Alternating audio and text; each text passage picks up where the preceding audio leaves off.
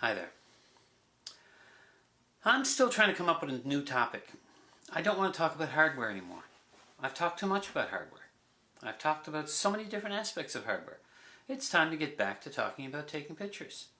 Now, regardless of what your particular joy is in taking pictures, whether you're like some of my friends who are very much into outdoor photography, they're constantly posting magnificent images of birds of prey, of waterfowl, of even one has had a couple of shots of a wild coyote. I admire these people. They get up every day early, they go take a walk in the park, they see the wildlife, they photograph the wildlife. That's what they want to do. Not really my cup of tea. It's just not an area that I'm too lazy. Let's be honest. Then there are the travel photographers. I have one friend who has been a real world traveler. She's been to every continent. I think she might have missed Australia, and she hasn't been to Antarctica yet, but pretty much all the others. Her photography has improved tremendously, and she has become a very good travel photographer, getting lots of great images showing much of the real local color in many of the locations that she's visited. Again, I admire that. I really can't afford that. Travel's expensive, and that much travel. She has dedicated, a substantial amount of her income to world travel, and I'm very glad she has, because her images are magnificent. Then there are people who have gotten into portrait photography, something that I also like doing. I've done quite a bit of properly posed portraits. I've done weddings. Weddings are hard. Weddings are extremely hard. Weddings are stressful.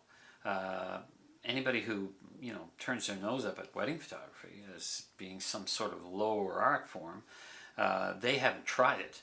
Or if they have, it scared the hell out of them and they wouldn't go back, because it is tough. So it's not something I want to do on a regular basis. A full-time wedding photographer is a very hard worker. And the thing is, it's not that I'm that lazy. It's just that it's really hard work. We're talking about dedicating an entire day to just taking pictures and chasing people around and trying to make sure that you get everything, because you are not getting a second chance.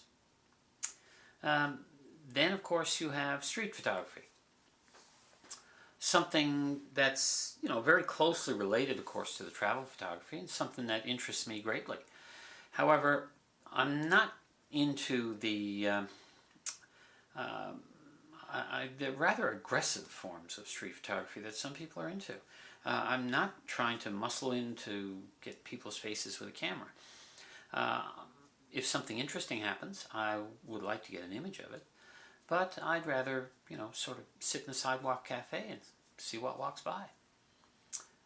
To me, that's a relaxing way of getting new images and new ideas. There are always buskers, of course, but the problem with that is that everybody takes pictures of the buskers. And I don't like taking pictures that tend to show the downtrodden, unless it's something I can do to help them. One photographer I know does just that. He takes images of some of the all too many homeless people that are found locally. And he uses any proceeds he can get from selling these images to give back to them. So he's actually made it into something of a humanitarian project. But all too often people just, look for these people to take their picture just for some self-gratification that they're really, I guess in their own way, they are actually exploiting these people. Anyhow, there's still a lot of great stuff to be taken in street photography, and something that really interests me. Finally, event photography. Now, I'm going to get an opportunity, I've had an opportunity to shoot several events, from dance recitals to concerts.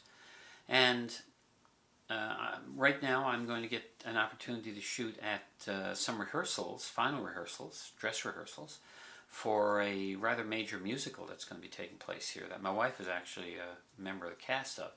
And that's kind of exciting to be able to do something like that. And when I get to go ahead to be able to use these images, I'll be sure to put them in a video, if they're any good, put them in a video and let you see how they've done. So, what does this all mean? All it means is we all have different interests. Some people are very much into macro photography. If you are, then get out there and take some great macro shots. If you like street photography, get out on the street and get those pictures. If you travel a lot, then of course get some travel pictures. If you go to a lot of concerts, well, wherever you are allowed to use a camera, go for it. And just have fun. That's what it all comes down to. Just have fun. Well, if you like this video, you know what you have to do.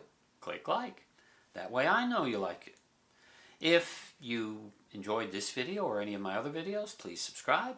And of course, if you think anybody might get a little lift from this particular video, by all means share it. Bye for now.